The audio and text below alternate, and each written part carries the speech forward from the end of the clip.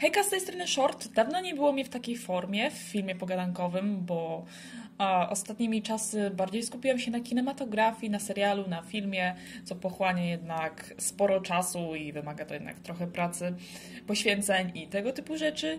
Ostatni film, taki ala pogadankowy, to był Shopping z lutego, więc nadeszła chyba pora, żeby się odezwać or something. I w tym momencie przychodzę do Was z filmem, z analizą jednej z moich postaci. Chciałam ten film zrobić już od dawna, zbierałam się i nie mogłam się zebrać. Ale jesteśmy tu, porozmawiajmy sobie o Bridget Evans. Dla przypomnienia, Bridget, córka Rogera i Cindy Evans. Ma ona brata, który jest bliźniakiem jednojajowym i nazywa się Carnival. Zaczynam od przedstawienia schematu ich rodzinki, ponieważ już, że tak powiem, za młodu ma to ogromne znaczenie, ponieważ rodzice naszych bohaterów biorą rozwód. Przy czym Carnival zostaje z Rogerem, a nasza Bridget zostaje z Cindy. I dlatego ta wcześniej wspomniana dwójka bohaterów odchodzi nam totalnie na bok, bo w historii Bridget są oni istotni, ale nie na tyle, ponieważ Bridget ma jakby swoją oddzielną linię czasową.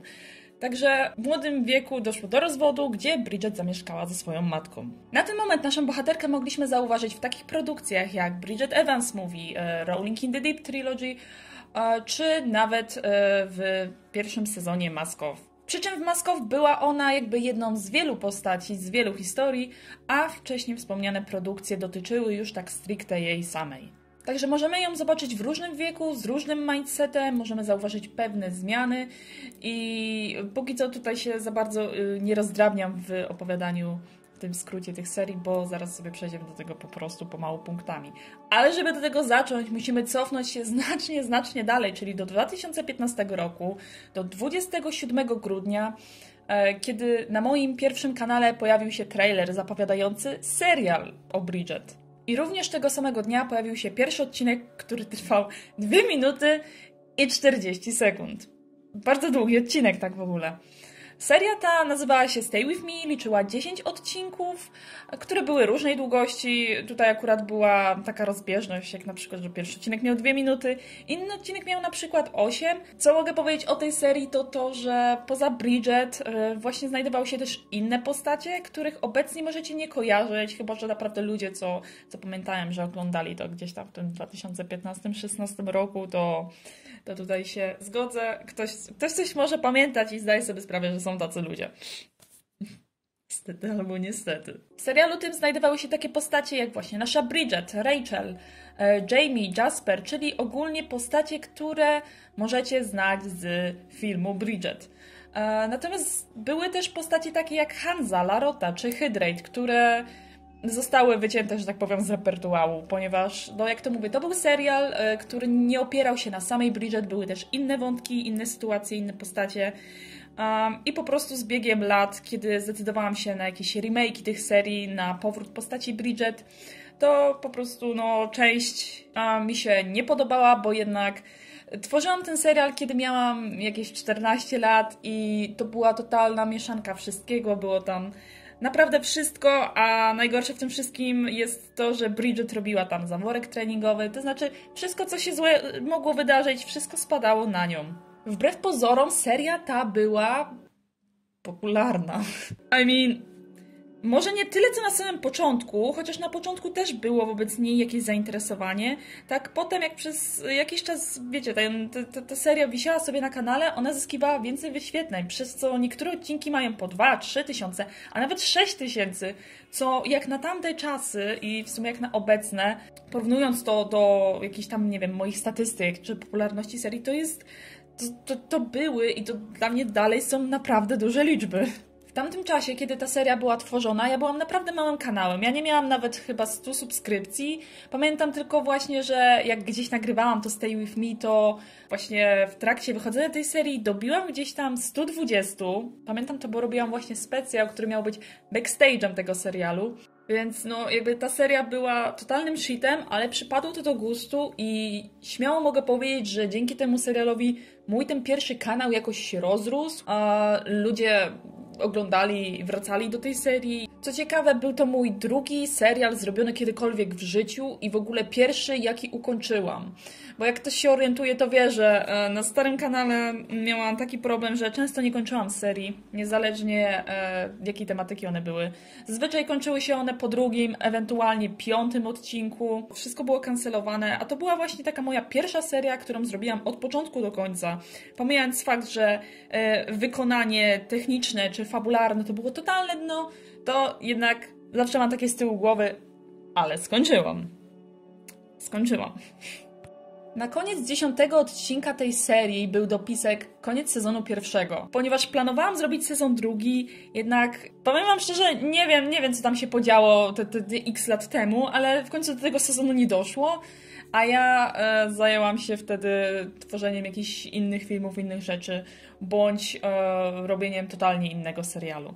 Ciekawostkę, jaką mogę tutaj zarzucić, to na przykład pewnie wam tutaj wyświetlę porównanie, jak się postacie zmieniły po latach, ponieważ większość figurek zmieniłam, bo 2015 i 2016 rok to były takie czasy, gdzie wchodziła już nowa generacja Littlest Pet Shop, gdzie wchodziły figurki z tymi oderwanymi głowami.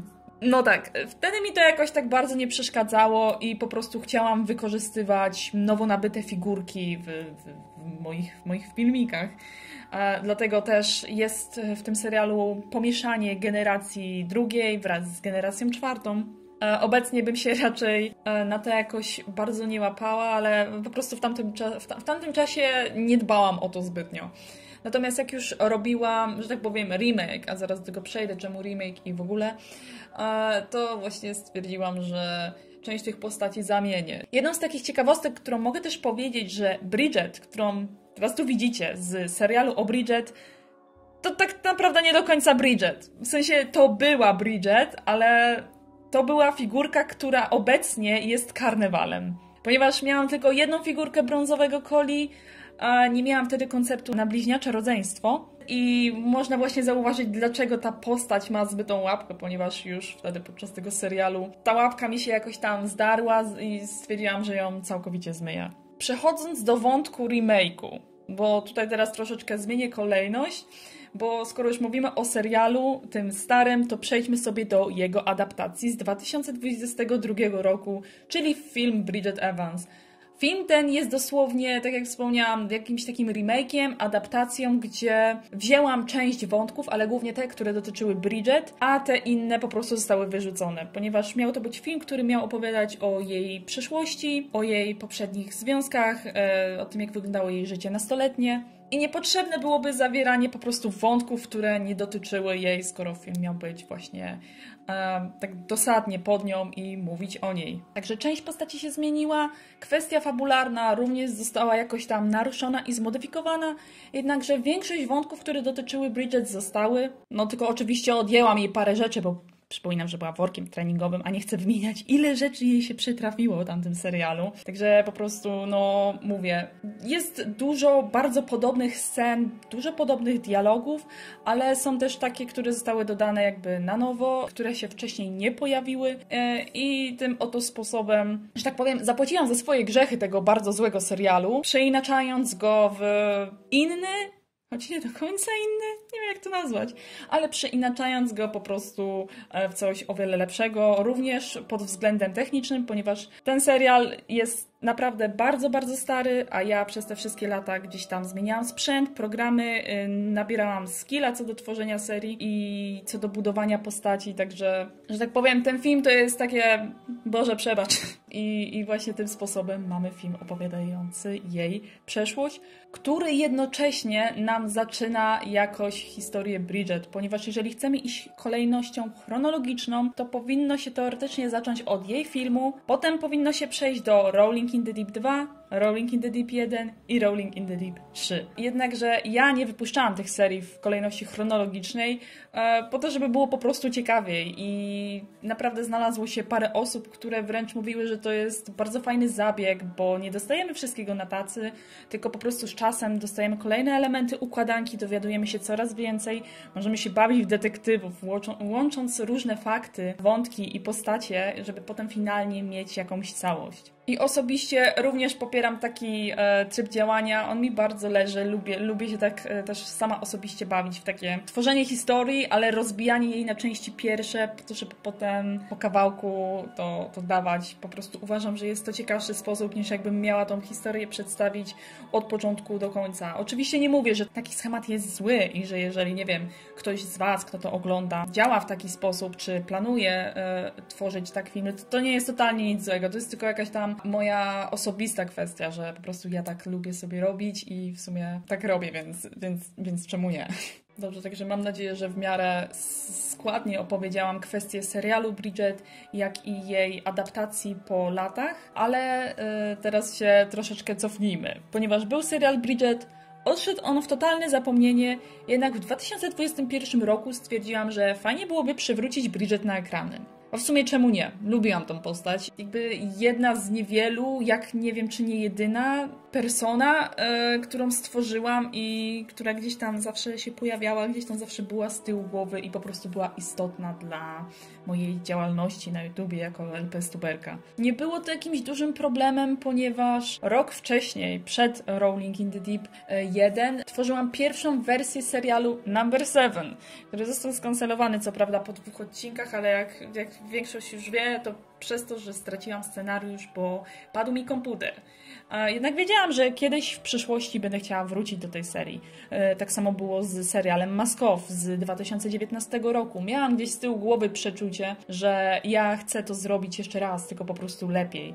I tym samym sposobem w 2022 roku ta seria również wróciła. W tym 2021 ten powrót Bridget nie był czymś nie wiem, jakby dla mnie zaskakującym, bo jakoś tak wyszło, że ja robiłam serię, nie wychodziły, ale miałam taką myśl, że chciałabym zrobić, bo mam na to jakiś zarys, jakiś pomysł i chcę to zrobić, ale po prostu lepiej. Bardziej się przyłożyć, więcej dać z siebie i żeby to jakoś wyglądało i było w miarę składnie. Co do pierwszej części trylogii, ja pomysł na nią miałam już jakby z rocznym wyprzedzeniem. Przez rok czasu miałam w głowie historię, jakoś tam ją budowałam, zmieniałam, aż w końcu jednego dnia stwierdziłam, dobra, nie ma co czekać, robimy.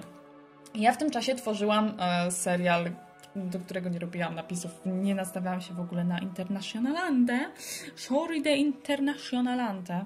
A to, o czym mówię, to zaraz będzie w dalszej części filmu, bo wszystko się tutaj oczywiście łączy.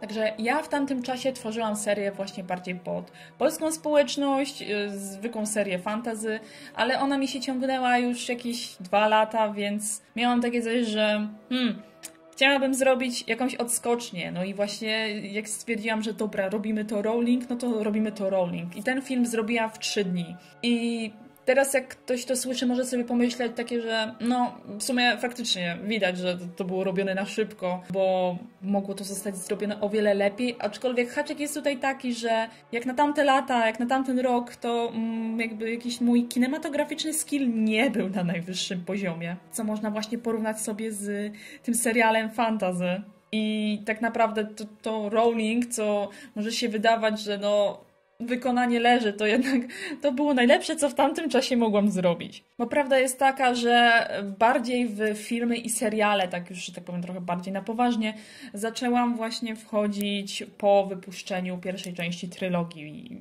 wtedy stwierdziłam, że hej, może powinnam iść troszeczkę bardziej w filmy, bardziej kombinować, bardziej się starać, niżeli robić jakąś magiczną serię, której nikt nie ogląda. Także no. I tym samym sposobem wyszedł właśnie pierwszy film, który został przyjęty dobrze, bo nie powiem, że nie. Został przyjęty bardzo dobrze, wzbudziło to jakieś tam zainteresowanie, wiadomo, oczywiście nie jakieś gigantyczne, bo ja wtedy też nie byłam jakimś gigantycznym kanałem, jakby obecnie dalej nie jestem jakimś mega dużym, ale osobiście uważam, że jakby dla mnie to jest personalnie i tak dużo, jakby. I tak jak w 2015 roku serial Bridget zrobił jakieś poruszenie na moim kanale, tak w 2021 roku pierwsza część trylogii również zrobiła jakieś poruszenie. Ludzie się zainteresowali, ludziom się spodobała ta produkcja i tym samym sposobem też stwierdziłam, że hej, może by zrobić drugą część. Też miałam gdzieś tak z tyłu głowy, oczywiście odeszło to później na drugi plan, bo miałam też inne produkcje na głowie. Także parę miesięcy po pierwszym filmie na kolejny rok pojawiła się druga część, która została również przyjęta i w sumie jak już się, że tak powiem, szarpnęłam na drugą część, to wiedziałam, że jak jest druga, to i musi być trzecia. Bo miałam do wyboru albo zrobić tylko jeden film, albo zrobić 3 filmy. Nie mogłam zrobić 2, bo to by się totalnie nie kleiło, bo w pierwszym filmie wrzucam was w jakąś akcję, która jest już tam poniekąd zbudowana, gdzie mamy Bridget, gdzie mamy Willow. One się znają, ale nie lubią przez jakieś incydenty z przeszłości. W drugim filmie natomiast są pokazane te jakieś incydenty, różne zachowania i po prostu przeszłość dziewczyn, jak było jeszcze między nimi dobrze, ale się popsuło. Dlatego musiałam też zrobić trzeci film, gdzie będzie jakaś ich konfrontacja i jakieś finalne zakończenie akcji z pierwszego filmu.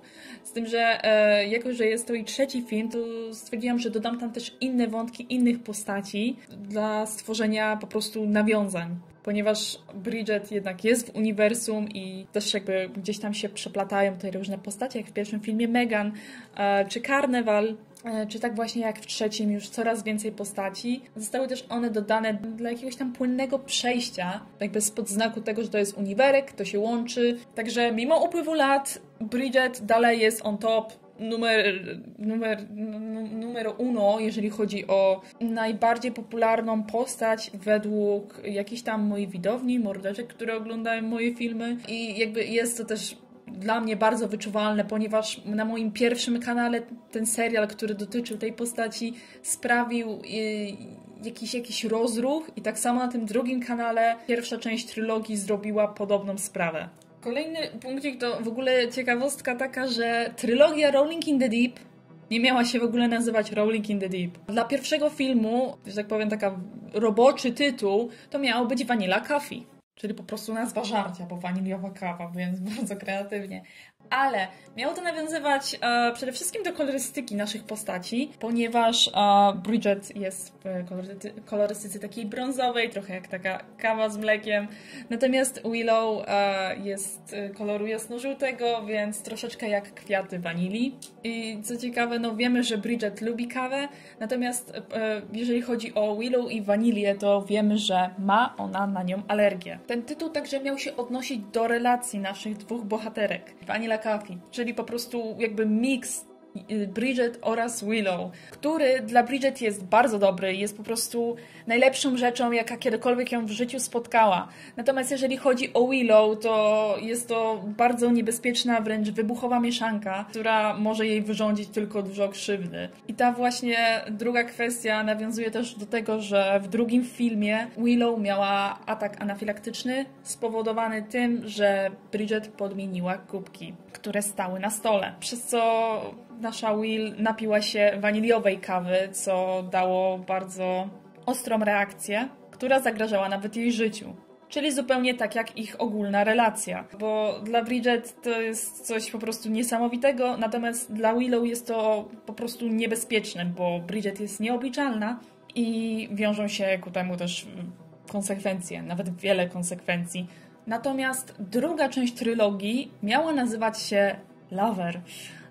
Inspirowane piosenką Taylor Swift, ponieważ słuchałam muzyki i po prostu scena, która wam się tutaj teraz wyświetli, gdzie dziewczyny piły wino, rozmawiały o problemach związkowych, o Walterze. W pewnym momencie stwierdziły, że sobie zatańczą, będą miały taki uroczy moment. To właśnie wymyśliłam tą scenę podczas słuchania tej piosenki i stwierdziłam, że czemu by nie? Jednakże pierwszy film został finalnie nazwany Rolling in the Deep, więc mogło to by być troszeczkę confusing dla ludzi, którzy nie do końca śledzą mój kanał, bo mogliby pomyśleć, że to są dwa oddzielne filmy, dlatego też zdecydowałam się, że to po prostu będzie Rolling in the Deep 2.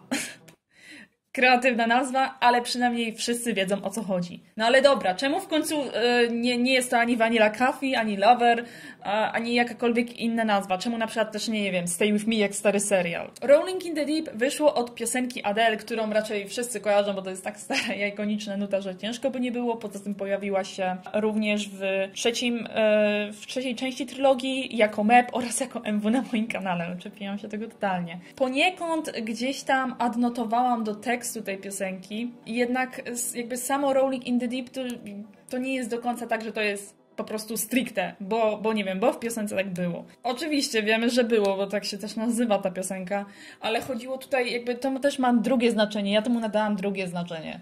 Jakby cała trylogia, wszystkie 3 filmy pokazują różne stadia naszej Bridget i jeżeli spojrzymy na to w przypadku właśnie tym chronologicznym, to możemy po prostu zauważyć, jak Bridget nam się z każdym filmem zmienia, gdzie na początku jest bardziej taka nieśmiała, nieufna, ale jednak potem pomału zaczyna się zakochiwać w Willow, bo widzi w niej swoją byłą dziewczynę, która no niestety zmarła w tragicznym incydencie, jakim było przedawkowanie narkotyków.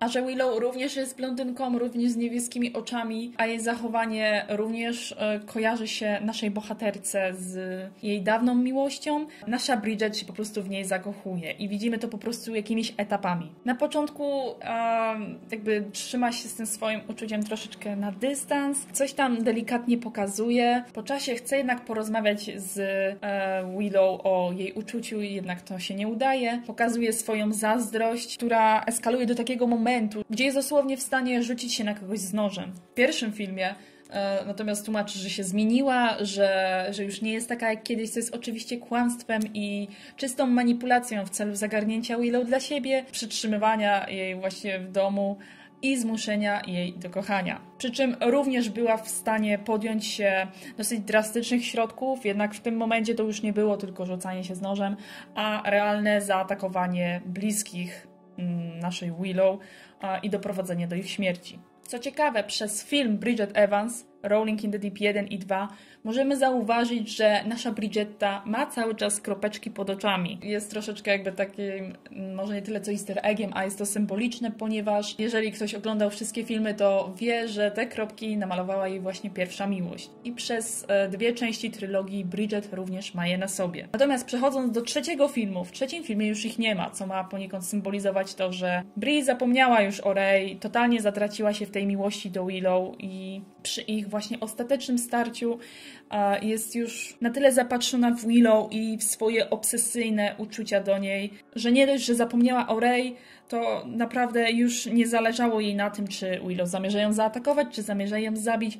Ona po prostu chciała ją zobaczyć. Poza tym Bree była już w takim stadium, że zaczęła romantyzować to, że zostanie zamordowana przez swoją miłość życia. Oczywiście urojoną miłość życia, bo przez te wszystkie wydarzenia, które gdzieś tam się na nią natknęły, na nią zrzuciły, ona po prostu z czasem przestała sobie z tym radzić, a jej jedyny sposób to było wykreowanie, dosłownie wyimaginowanie totalnie sztucznych uczuć, bo ona tak naprawdę nie kochała Willow, ale wmawiała sobie, że kocha Willow i wmawiała sobie, że ona kocha ją. Ponieważ miała problem z odrzuceniem, gdyż w życiu naprawdę dużo osób ją porzuciło, zostawiło, bądź po prostu zniknęło z jej życia, to wyimaginowała sobie te uczucia i chciała, żeby były one prawdziwe oraz żeby Willow również myślała, że to jest coś prawdziwego, że to jest prawdziwa miłość i że nie zostawi naszej Bree.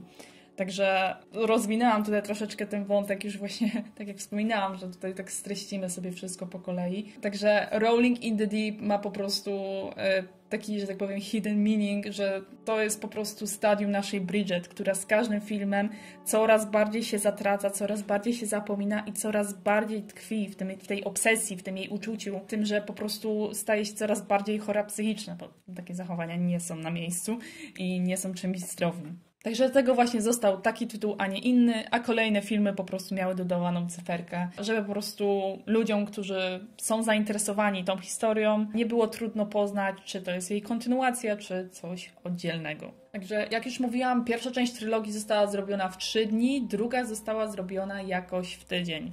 Potem już zaczęło mi to schodzić troszeczkę dłużej. Pierwsza część była również moim pierwszym debiutem ręcznie robionych ubranek, których zainspirował mnie Evelyn Flutter. Macie Instagrama. Widziałam dużo właśnie różnych zdjęć od tej osóbki i bardzo mi się spodobał koncept robionych ręcznie ubranek. Wiem, że to też było gdzieś tam już na YouTubie.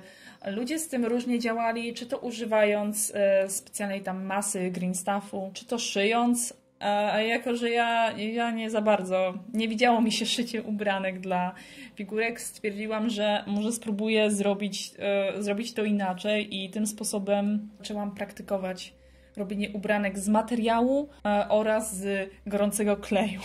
co może nie brzmi najlepiej, ale jakby już po takim czasie, bo już praktycznie 2 lata robię te ubranka, gdzieś tam sobie wyrobiłam trochę tego skilla i te ubranka nie są takie złe, bo jednak pierwsze ubranko Bridget ma trochę do życzenia. Potem już wyrobiłam gdzieś tam sobie ten schemat i już wiem, jak mam to zrobić, jak to skleić, żeby to jako tako wyglądało. No, chyba jest to wystarczająco dobry, skoro znalazło się parę osób, co chciały tutorial na ubranka. Z takich ciekawostek to w sumie mogę dodać, że też na początku pierwszego filmu można zauważyć postacie, które występowały w serialu Time Breaker, właśnie tym serialu fantasy. Jednak nie jest to żadne powiązanie czy mieszanie uniwersów, to był po prostu taki easter egg nawiązujący właśnie do tej takiej pierwszej serii, do pierwszej serii nagrywanej aparatem, więc nie jest to żadne powiązanie, a raczej takie, taki naprawdę mały easter egg dla ludzi, którzy gdzieś tam mnie oglądali już przez dłuższą ilość czasu. I tak jak na początku filmu mówiłam, że ten serial Bridget miał mieć drugi sezon, ale do tego nie doszło, to tak naprawdę to Rolling in the Deep jest tak jakby ala tym drugim sezonem, który w przeszłości nigdy nie powstał. A jeżeli chodzi o osobowość Bridget i tą jej zmianę, to jest to poniekąd inspirowane tym, że w przeszłości chciałam kiedyś zrobić właśnie film o obsesyjnej lasce, ale to miał być jakby tak typowo horror, to nie pamiętam z tego dużo, pamiętam, że zrobiłam okładkę tego filmu, ale nie znajdę teraz tego. I miało to być też poniekąd wzorowane na grze Yandere Simulator, ale to był jakiś chyba, nie wiem, 2017 rok i koniec końców do tego w ogóle nie doszło. Więc jakby osobowość Bridget to jest po prostu taki typowy love disorder. Właśnie często nazywany, nie wiem, w anime jako yandere czy tego typu. Natomiast jedyne powiązanie z Yandere Simulator, jakie zrobiłam, to że kwestia w pierwszej części, skoro ja nie mogę mieć ciebie, to nikt nie będzie miał, jest dosłownie kwestią, która pojawiła się w grze, jednak ja użyłam ją bardziej ze względu na to, żeby był po prostu audio edit z tą kwestią z tej gry. Także tak, ale jeżeli chodzi o jakąś tam jej tą typową, no wiecie, osobowość, to po prostu kreowałam ją, kierując się właśnie takim stereotypem obsesyjnej typiary. Także jakby gdzieś tam podsumowując, naprawdę mogłoby się wydawać, że w tym momencie Luka jest moją najpopularniejszą postacią, patrząc na oglądalność jego filmu, która w tym roku diametralnie wzrosła. I jestem w momencie, w którym codziennie widzę na YouTube Studio, że Luka jest wciąż oglądany i ludzie dalej gdzieś tam zaglądają, więc nie dziwię się, że mogłoby to omylnie wprawiać w takie myślenie. Jednak mimo wszystko Bridget jest still numerem 1 i to naprawdę na przestrzeni lat, praktycznie niemalże od początku, kiedy zaczynałam nagrywać i co prawda ta postać była przez lata zapomniana, rzucona w kąt, tak gdzieś tam się ona objawiała, aż w końcu wróciła w naszej obecnej formie, którą znamy. No i teraz tak, lata temu jakby jestem w stanie zrozumieć, że ludziom się podobała jej postać, bo właśnie była taką najbiedniejszą, wszystko co złe, to się jej działo i gdzieś tam ludzie jej współczuli, a jednocześnie ludzie lubią oglądać dramaty, więc myślę, że poniekąd dlatego to też zdobyło popularność. Poza tym ta seria to była trochę patoluwa, więc na polskim MLPSTube to się dobrze sprzedaje. Niestety. Ale jak to jest teraz? Jakby mnie to właśnie tak zastanawiało, no bo kiedyś, no to tak jak powiedziałam, to jeszcze rozumiem z tego faktu, ale teraz seria jest jakby, no mówię, że tak powiem, bardziej przystępna. Ograniczyłam trochę ciekawych wątków. Jakby cały czas gdzieś mam takie z tyłu głowy. Czemu akurat Bridget? Kiedyś była popularna, teraz jest popularna, ludzie ją lubią. Czemu? Spytałam o to na Instagramie, to parę osób odpowiedziało, że na przykład przez to, że ludzie sympatyzują do jej postaci. No bo jednak jak patrzy się na całą historię, to widać, że no jest to po prostu poszkodowana dziewczyna, która nie miała łatwo w życiu, no i z czasem się to po prostu na niej odbiło. Inna rzecz, jaką przeczytałam, to na przykład przedstawienie kontrastu jej osobowości we wcześniejszych latach, jak i później, kiedy właśnie była taka bardziej nieśmiała, taka bardziej soft girl, a potem po czasie stała się dosłownie obsesyjną psychopatką w stanie zamordować każdego, kto jej stanie na drodze, kto stanie na drodze do jej miłości. Myślę też, że część wątków może być relatywna dla ludzi, jak na przykład to, że Bridget zmagała się z depresją oraz miała do czynienia z samookaleczaniem, co jednak jest rzeczywistym problemem w naszym rzeczywistym świecie, więc myślę, że ktoś mógł też mieć jakieś podobne odczucia wobec niej. Czy relatywność co do strachu przed odrzuceniem bądź traceniem dużej ilości osób w swoim życiu przez naprawdę różne przypadki. Tak jak ja pokazywałam, na przykład nie wiem, czy to było przez zdradę, czy to było przez nieodwzajemnienie uczucia, po prostu nie wiem, brak zainteresowania. Inny powód, czemu ludzie ją lubią, to po prostu dlatego, że she's a baddie, she's a mommy, she's a villain, po prostu strong woman, powerful baba, która jakby nie liczy na to, że chłop ją uratuje z opresji, tylko właśnie gdzieś tam od pewnego momentu umie wziąć sprawy w swoje ręce, umie zawalczyć o siebie, umie zawalczyć o swoje, jest bardzo konkretna, jest zdecydowana i po prostu nie patrzy na innych i jest sobą, robi co chce i nie czuje z tego powodu jakichś negatywnych emocji, jakiegoś poczucia winy czy tego typu.